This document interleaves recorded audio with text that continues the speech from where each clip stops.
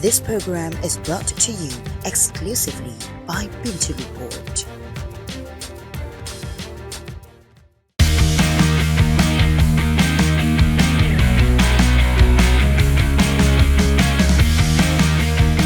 Going green is a phrase that's been cropping up these days.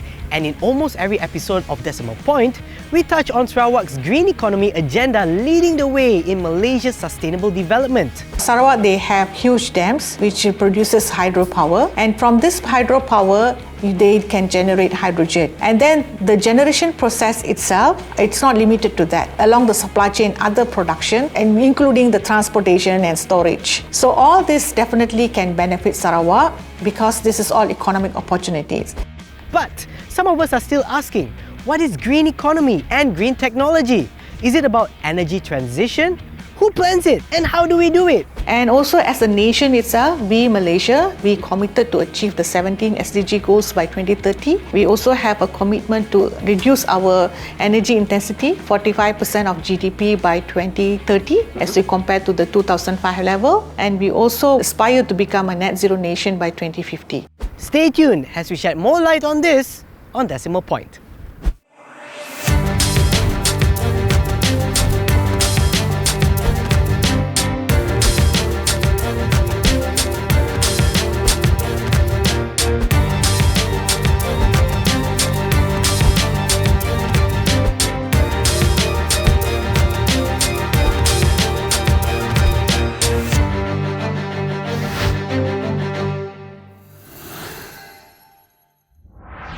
Malaysia secured 160 billion ringgit in approved investments during the first half of 2024, an increase of 18% compared to the same period the year before.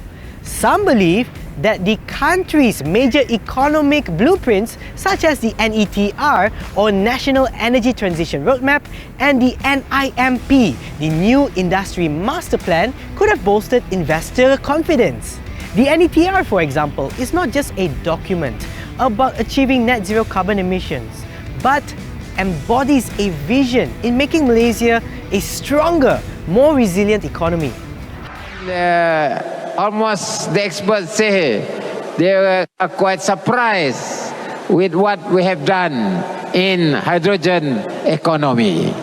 And they are taking us as an example where the government is committed to reduce emission of carbon, at the same time to preserve the new economy as part of our development agenda. How do we embrace collaborative efforts in implementing a roadmap for a green economy in Sarawak?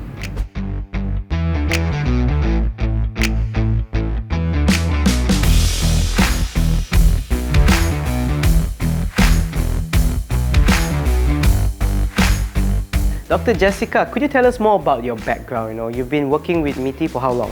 I've been with MITI for the past 2 years, but previously I was with MOF for about 19 years. I was with the economics division. Mostly I deal with forecasting, GDP, modeling, government policies. So that I was doing for 19 years. Then I went to University of Malaya for 2 years to lecture. And after my secondate ended, after 2 years, I was posted to MITI. And what do you do here at MITI? Okay, at MITI, I'm heading the ESG division, which we call as IESG division, Industry ESG division. So because if you can see that in 2023, we launched the new Industrial Master Plan, 2030. So under the master plan, we have the third mission, push for net zero. And one of the deliverables under the third mission is to come up with the ESG framework. So we developed a framework which is called IESG framework. This is to enhance ESG practices and help industries to understand and implement ESG practices, and it's specifically for the manufacturing sector. Wonderful. Thank you for that. Can you tell us more about what green economy is? Okay, when you talk about green economy, when you talk about economy itself, is how we use the capital, the labor, the productivity or technology to generate the output. So when you include the word green, it means whatever that's related to the natural resources. How we can utilize natural resources efficiently so we have a balanced growth. So that means we have economic growth. At the same time, we don't jeopardize our biodiversity, we don't destroy our environment, and we also safeguard our society. So that is what we call as a green economy. All right. And what is driving the momentum of green economy in our country? Okay, now green economy or ESG is the buzzword. Why is it so? Because obviously we can say that a lot of developed countries, they are actually driving this agenda. And Malaysia is a very small and open economy. We are a trade country. So we need to adhere to the requirement of our trading partners. Like the European, they have come up with the Green Deal. So under the Green Deal, they have the carbon border adjustment mechanism where they impose carbon tax and carbon trading. So if you want to export our products to the EU, you have to pay the tax. But if you pay in Malaysia, you don't have to pay in the Europe. I see, okay. So, and then they also have the reporting, which we call that European reporting standard, ESRS, on the ESG reporting. And then there are so many other acts and rules and regulations related to forced labor, human trafficking, and all those things. So if you want to be in business, if you want to get your products exported, so you have to follow all this. On top of that, if you're a company who wants to be listed in Bursa, for example, you need to do your sustainability reporting. You want to get loans from banks, you have to do your sustainability reporting. Because Bank Negara, they mandated the companies, financial institutions to come up with their sustainability reporting. So Bank Negara is giving out loans. So companies that are getting loans from Bank Negara or the other commercial banks, they have to comply with the requirement because they are under the scope 3 along the supply chain. So you have to do that. And also as a nation itself, we Malaysia, we committed to achieve the 17 SDG goals by 2030. We also have a commitment to reduce our energy intensity, 45% of GDP by 2030 as we compare to the 2005 level. And we also aspire to become a net zero nation by 2050. So we have our commitment. We have the requirement from the stakeholder, and most importantly, the customers. If you look into the younger generations, they are more inclined to the sustainable products. So study had been done, it shows that they are willing to pay extra if the product is actually sustainable. These are the driving factors for us to invest or to venture more into this green economy. It is expected that the potential of the green economy itself globally is worth of $12 trillion US. Wonderful, now I know the overall picture. But could you also tell us more about the National Energy Transition Roadmap and how it plays a role in the sustainable growth of Malaysia? Okay, when you look into Energy Transition Roadmap, it was launched by Ministry of Economy. So the word itself, energy transition, meaning that it actually set a roadmap for us to transit from non-renewable sources to renewable resources of energy. So in that, there are a few identified areas that we can focus. For example, renewable energy. The sources from renewable energy could be from solar, could be from hydrogen. And we also introduce CCUS, which is the carbon capture and utilization and storage, which is a method to reduce carbon emission. And also we have phased out coal during certain period of time in the future. Then we also have something more to the potential of coming up with hydrogen energy. So these are some of the areas that we have identified, and also the use of EV, electric vehicle, and how much we can reduce the emission from the fossil fuel. So this is actually transiting from energy that is focused more on the fossil fuel currently to energy mix with more renewable, which a target of 70% by 2050. Okay. What are we using currently now? Currently, it's only about 6%. Okay. So it is actually a tall order, but we have various resources actually. We have forests, we have the carbon sink, We have the storage for CCUS, and we also have invested and attracted investment in the electric vehicle. So these are some of the areas that we are currently working on in order for us to achieve the 70% target by 2050. Wonderful. And how does your role in MITI complement NETR? Okay, at MITI, we launched New Industrial Master Plan 2030 in September 2023. So one of the deliverables that comes under the third mission of the NIMP, which is push for net zero, is that to come up with the IESG framework, Industry ESG framework. So the objective of the framework is actually to enhance company and also encourage companies to embark on ESG practices. So when we say ESG, that means it includes environment, social, and also governance. So because when we had our engagement with industries, many of them, first of all, they do not know what is ESG is all about. So for them, it's an additional cost to them, and they don't have the expertise, they don't have the technology. And also, they are confused with the reporting standards because there are so many reporting standards related to ESG. So looking into this, we came up with the framework. So the framework will eventually help them to understand through our awareness program that we conduct nationwide about ESG. So we talk to them and explain to them what is ESG, what are the carrots behind it, why you have to do it, otherwise you will be out of business. Your customers, your stakeholders need it, so you have to do it. So this kind of messaging that we tell our industries. And then we also have a lot of confusion in terms of reporting standard, right? So we came up with a starter kit, which we call as IESG Start. So this IESG Start is like textbook, the kind of document. So regardless of standards or frameworks that a company choose, they can always refer to this textbooks, how to do the reporting. So it is a step-by-step guidelines. It has examples. It has calculation method. It has emission factor. It is quite comprehensive kind of guidebook. So any companies, they can do this, right? If you want to do your sustainability report. Apart from that, they need to understand where they are in terms of sustainability reporting or in terms of ESG practices. So we have a readiness assessment on MITI's website. It's all free of charge. They can go to MITI's website, answer a few questions, and they will know where they are in terms of ESG practices. Upon completing it, they can just go to the another link, which will take them to the IESG Starter Kit. Apart from that, we also have financing facility with the assistance from Bank Negara and also Commercial Bank, where we support companies who wants to do ESG. And also last year, we requested budget that companies get tax exemption up to 50,000 for any expenses related to ESG. So that's also done. And also, currently what we are doing is we are doing a study on carbon pricing instrument, which includes both the carbon tax and also the carbon trading. So we are preparing all the ecosystem for us to be ready for this phase of transition. So the next phase, which will be beyond 2026, we have a more strict requirement coming on from the stakeholder. So we will have another phase of the framework.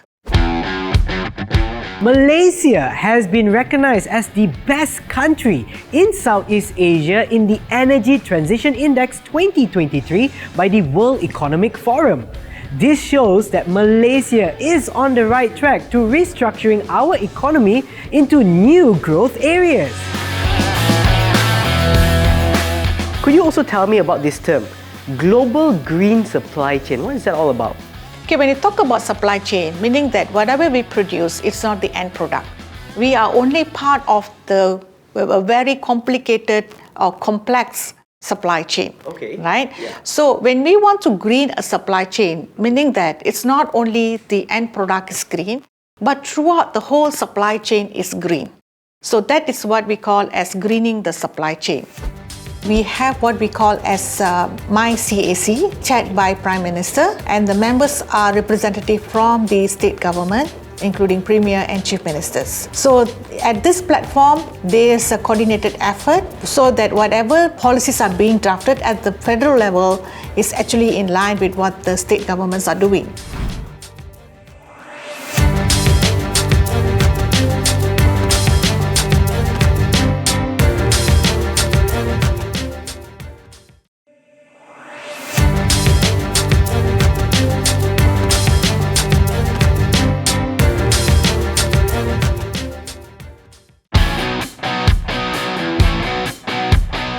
Under Premier Tan Sri Abang Johari Tun Openg, Sarawak's green agenda has made significant strides in the manufacturing sector.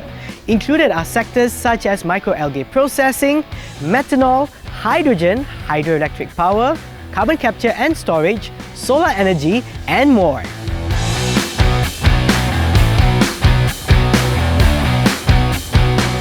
You mentioned about solar energy and also hydrogen. Now, by 2030, the HETR or Hydrogen Economy and Technology Roadmap will reduce carbon emissions from 0.4% to 1.3%, generating a revenue of 12.1 billion ringgit and also jobs of about 8,000 to 45,000 by 2030. But where are we now, right now, in 2024?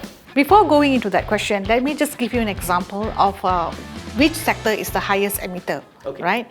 If you look into our report to the UNFCCC, so the highest emission comes from the energy sector. The second is the transport. And the third is the IPPU, meaning mostly is the manufacturing. So when we look into this, if you change your production processes, if not using from the non-renewable resources and shift it to hydrogen, so that definitely will contribute to the reduction in emission. And the most hard to abate industry are the iron and steel and cement. Yes. So if they switch their energy use from the non-renewable to hydrogen, definitely they can reduce the emission.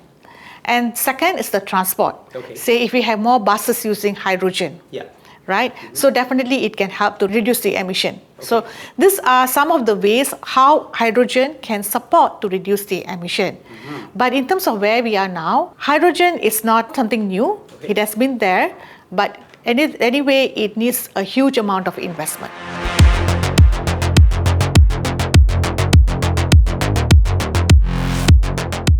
And how would Sarawak position itself in the context of hydrogen energy in Southeast Asia? Okay, so if you look into Sarawak, they have huge dams which produces hydropower. And from this hydropower, they can generate hydrogen. And then the generation process itself, it's not limited to that. It also has along the supply chain other production, and including the transportation and storage. So all this definitely can benefit Sarawak, because this is all economic opportunities. So in their production itself, they can move towards a greener production. At the same time, they can export their excess capacity to the neighboring countries. And that will also contribute towards the quality of life. Yes, definitely it contributes to quality of life in terms of additional income that's being generated. But one thing that need to be considered here is the relocation of certain groups of people, because when you are developing hydropower, so they will involve some kind of deforestation and relocation of certain community in living in certain area. So when you talk about ESG, this we have to consider, because doing a positive thing should not have negative impact on the other thing. So that is the balanced growth that we are looking at. Not only we want to ensure that we achieve the green growth, but we also need to ensure that there is continuous safeguarding of the welfare of the people. This is like a holistic approach that need to be taken. So you would say Sarawak is strategically positioning themselves nicely in Southeast Asia when it comes to hydrogen energy, correct? Yes.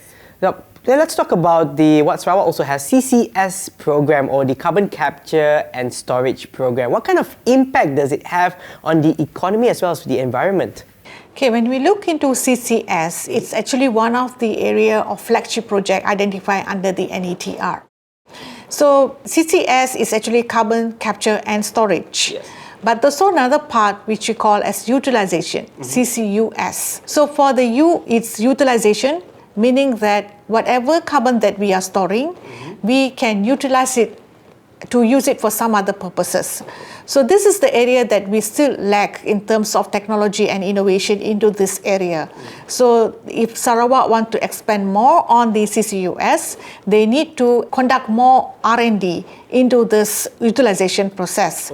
But looking into the CCS itself, because of the available reservoir, empty reservoir along the seabed of Sarawak, it has the potential, it provides the capacity to store carbon. So it is estimated that it could store up to 30 trillion cubic of carbon. Wow. That much of carbon storage is available in Sarawak. So meaning that it's not only able to store carbon from the local players, but they can also bring on board carbon from abroad, for example, from the Southeast Asia region, to be stored in Sarawak. So this would be a source of revenue to them. So which is estimated to reach up to 200 million per year in terms of dollars. Right? So it is a huge potential for them. At the same time, what they need to look into is the possibility of any leakages that would happen if storing it for a very quite long time. So they need to take into consideration the opinion of the environmentalists before delve deeper into this area, and also the opinion of the civil societies as well. So this all need to be taken into consideration before embarking further on the CCS. As the Ministry of Economy currently drafting the framework on CCS, it would be further support the CCS development in Sarawak as well. You mentioned about the CCS framework being drafted at the moment. These frameworks, as well as the other policies that's being done by the Sarawak state government, in line with what the federal government is doing at the moment? Definitely.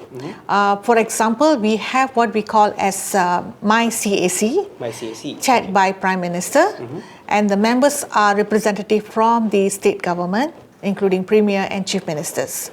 So at this platform, there's a coordinated effort so that whatever policies are being drafted at the federal level is actually in line with what the state governments are doing. Apart from the CCS framework, we also have other policies such as the climate action plan that's coming on board, and then climate change policy, and then climate act, and then you have carbon market policy. So all these are coming on board most likely by next year. So you have acts, we have policies, you have roadmaps that are coming next year related to environment. So all these are definitely linked to what the state government is doing. But in the same vein, what are the main hurdles in creating new value chains when it comes to carbon-free technologies in Sarawak? Okay, when we talk about carbon-free, I think we can't achieve a carbon-free status. Because we as a human being also, we inhale oxygen and then we exhale the carbon. That's true. Right? We can't have the term carbon-free. So any technologies that we have, we need to come up with a technology that minimize the emission, right? So when we want to minimize the emission, we come up with a technology. When anything related to technology is always the cost. So cost is the major hurdle, I would say. For big companies, large companies, it's not such an issue, but for smaller ones, definitely it is. And in Malaysia, about 95% of establishments, there are SMEs. So for them to invest in a technology that could reduce emission, for example, CCS is very, very expensive technology. Yes, I can imagine. Hydrogen is also another expensive energy. So in fact, developed countries, they mentioned in the UNFCCC meeting beginning of the year that companies should look into options like moving into, for example, public transport. So countries need to move into that rather than opting or investing directly into expensive technology. So these are some of the options that companies or countries can do. Right? For example, they need to have investment. Where they can get investment. So investments can come from overseas. So they can attract foreign investment into this niche area. So that could address the issue of costs. And then companies setting up R&D, especially which can be brought in from MNCs or larger companies from overseas, or even larger companies locally, they could work together with other stakeholders to develop, especially with the academicians, to develop the technology. We have a lot of our local universities, research universities, where we have experts in this area, and then they can collaborate and come up with the technology to address or to reduce the emission. So these are some of the hurdles. Definitely it's the cost, it's the technology, and third is actually the buying in. For companies, especially SMEs, they don't see the carrots behind it. They only see it as a stick. It's all cost for them. But recognizing if you invest in this, what are the carrots behind it? So they need to know that. The awareness must be there. And apart of that, the most importantly, the alignment between the federal and the state government. So that is very important to make a policy or to make a certain our target to be achieved. I am very proud to say that the success that we have achieved so far is our collective effort to position Sarawak as the most developed state for the year 2030. We see that the government must first lay out a vision for the future, such as identifying what it takes to accelerate the transition to a green economy. Sarawak has risen to the occasion, being on track to become the first hydrogen-driven economy in Southeast Asia.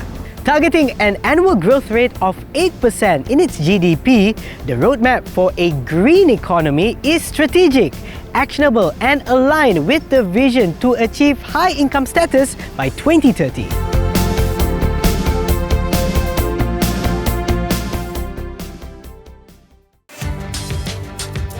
This program is brought to you exclusively by Bintu Report.